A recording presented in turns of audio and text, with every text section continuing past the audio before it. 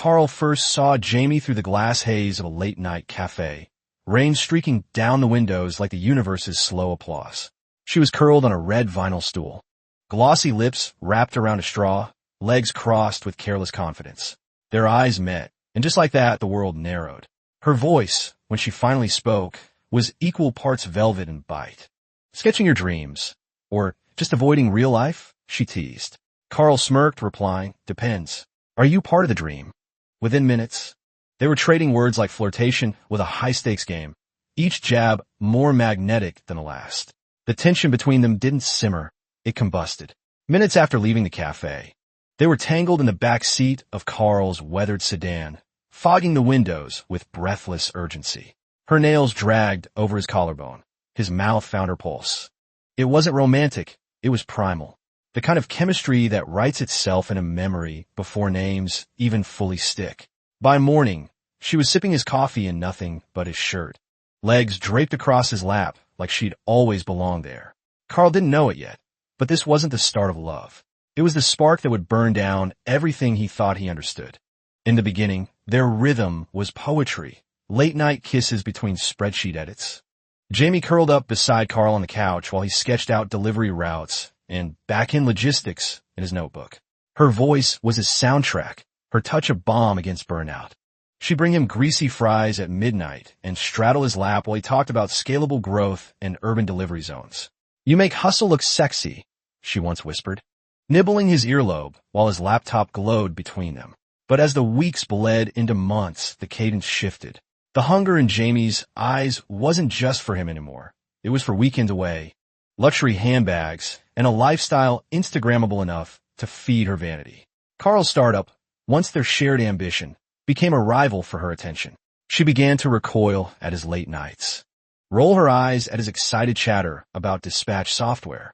"Can we just talk about anything else?" she said one night, tugging the sheets higher over her body as he undressed for bed. The rejection wasn't just physical, it was soul-deep. Their sex, once volcanic, became obligatory, tepid, transactional.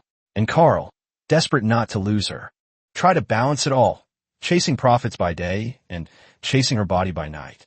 But passion rooted in performance dies quickly, and Carl began to sense it. Jamie wasn't interested in the man building the dream.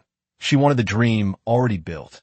And somewhere between the invoices and the lingerie, he realized he was falling in love alone. The unraveling didn't come with a bang, but with a slow, surgical silence that sliced between them like piano wire. Jamie started treating Carl's company like an annoying hobby, not a legacy he was bleeding for. She stopped asking how things were going. Her late-night check-ins turned into yawns and half-listened mumbles. She used to wear his old t-shirts to bed. Now she wore silk and faced away. The sex had vanished like steam off a mirror, present, then gone, leaving only the memory of heat. One night, Carl came home with a win, a contract with a boutique grocery chain that could push them to new heights. He found her scrolling on the couch, a wine glass balanced on her thigh. "That's nice," she muttered, not looking up. Something in him crumbled. The woman who once worshipped his ambition now treated it like background noise. And it wasn't just emotional frost. Jamie began dipping into his business funds without telling him. Lavish spa days, designer heels, late-night bottle service with girlfriends. When Carl confronted her, she waved it off. "You're the one who's always talking about success. This is what success looks like." But it wasn't.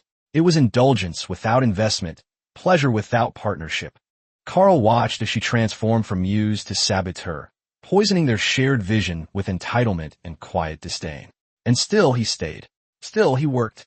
Still, he loved her like a fool, hoping one more good quarter could fix a heart already halfway out the door. It happened so subtly. Carl almost didn't notice at first, like a crack forming beneath the glossy surface of something you thought was solid. Donald entered the picture with a perfectly tailored suit, teeth so white they looked bleached by ambition, and a handshake that felt like a deal already closed. He was Carl's college acquaintance, now a flashy investor. And his money was the adrenaline shot Carl's company needed. Jamie, ever observant, had clocked him the moment he arrived. The way her laughter got lighter around him. How her hand lingered on his forearm just a second too long. It all felt like a slow seduction dressed up as charisma. At first, Carl dismissed it. Paranoia, he told himself. But then Donald started showing up more. He took Jamie out for lunch to discuss Carl's branding, sent her private emails with subject lines like vision for your future. One night, Carl came home early and found her in their bedroom, wearing red lace he hadn't seen before, posing in the mirror, taking pictures. When he cleared his throat, she startled, then smiled too casually. Just feeling sexy, she said, phone still glowing. The air thickened. That night, they didn't touch. The next week, Carl received a photo from a blocked number, Jamie, bikini-clad on Donald's yacht. Straddling his lap, champagne in hand, head tossed back in laughter. His heart didn't shatter. It burned, right there, with the salt of betrayal and sea breeze on her skin. Jamie chose luxury over loyalty. And Carl? He chose rage over ruin.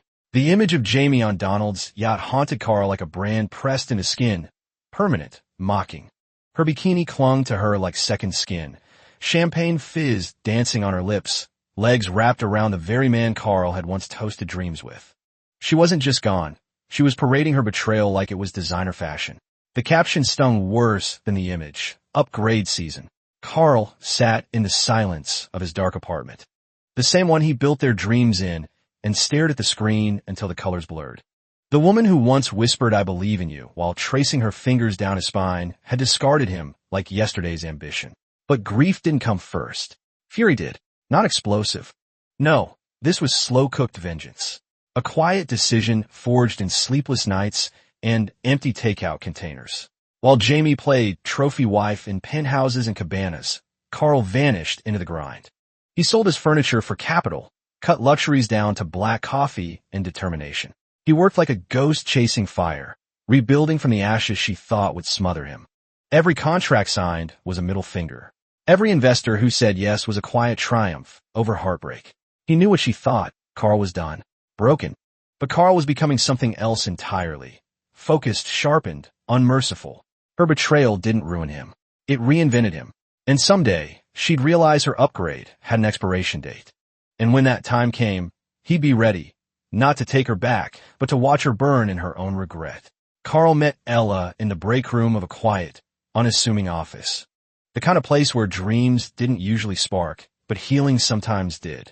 She was elegance without pretense, older by nearly a decade, with silver strands woven gracefully into her dark hair and a calmness that seemed immune to the chaos of life. She wasn't flashy like Jamie. No sharp heels or hunger for status. Just pressed blouses, warm smiles, and eyes that held the weight of experience. At first, Carl didn't pay her much mind. He was too busy surviving, counting pennies and swallowing pride. But Ellen noticed him. Not just his face, but the fatigue behind his eyes, the way his shoulders carried invisible burdens. One afternoon, she offered him a container of Thai food and said, "You look like someone who's been through a storm." He chuckled, but her words clung to him. They started having lunch together, then walks to the train, then conversations that drifted into deeper waters. Loss, betrayal, resilience. She never pitted him, never probed. She just listened, and slowly, Carl began to feel seen in a way he hadn't in years. When she finally invited him over for dinner, it wasn't romantic at first, but the quiet way she set the table for two, the softness in her laughter, the subtle touch of her hand on his made something inside him stir. She didn't ask for his pain. She just welcomed it.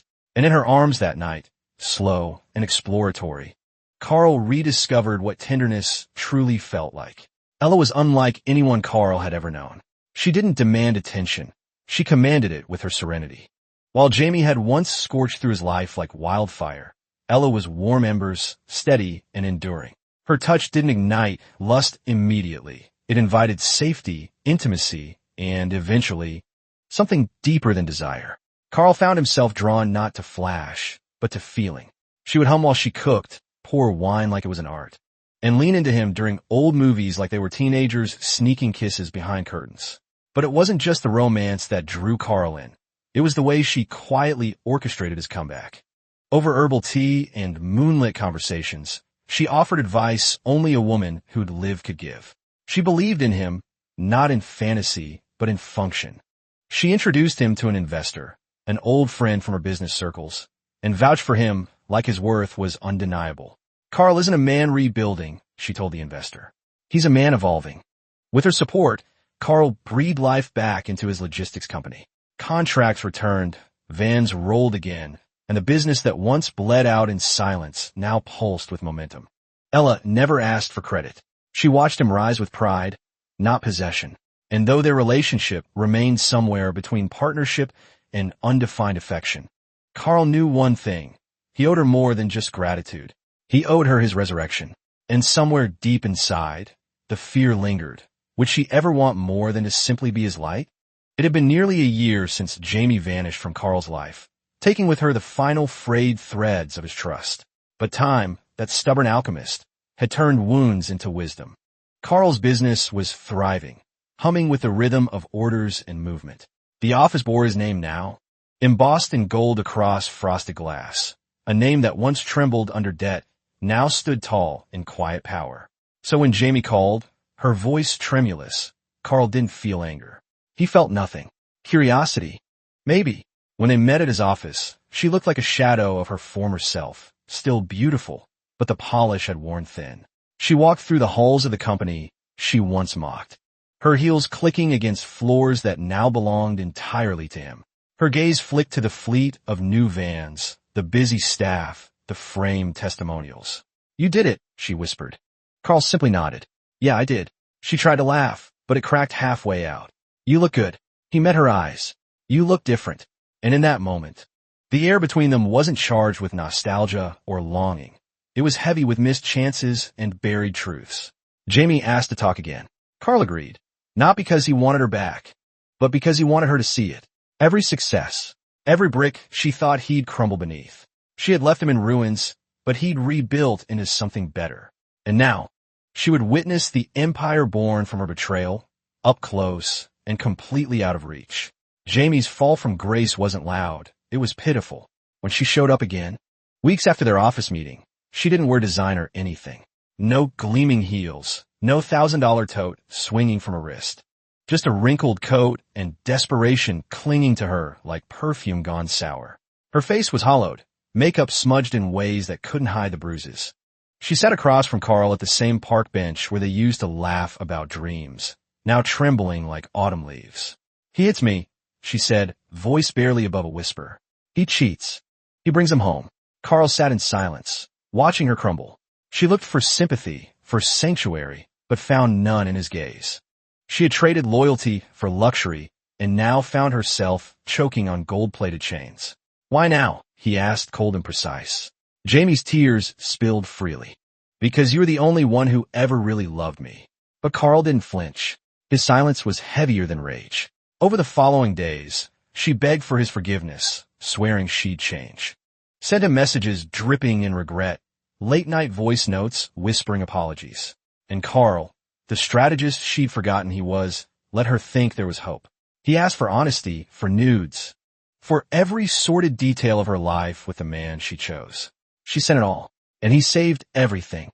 Her voice, her shame, her submission, his leverage. Because when someone breaks you publicly, revenge isn't fire, it's precision. And Carl was now the scalpel she never saw coming. Jamie never saw it coming. For weeks, Carl played the role she hoped for, soft-spoken, receptive, perhaps even forgiving. She sent voice notes laced with longing, selfies tinted with desperation, and promises soaked in shame. She told him everything. How Donald paraded women through their home. How he withheld affection.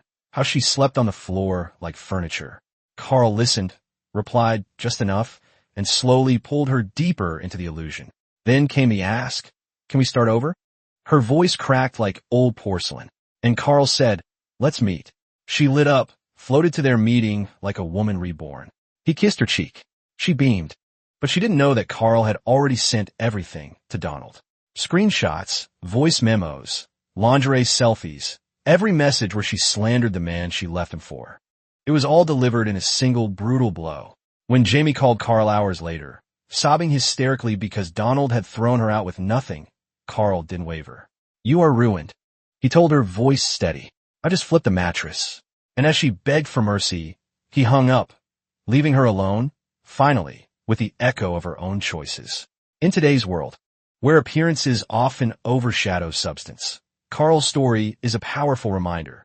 Never sacrifice your integrity to please someone who only values what you can offer, not who you are. True partnership is built on mutual respect, not status or convenience. When building something meaningful, whether it's a business or a relationship, surround yourself with people who believe in your vision, not just the perks it might bring. And if someone leaves when you're down, don't chase them when you rise. Heal, grow, succeed, and let your peace be the loudest response. Loyalty is priceless. Never beg for it.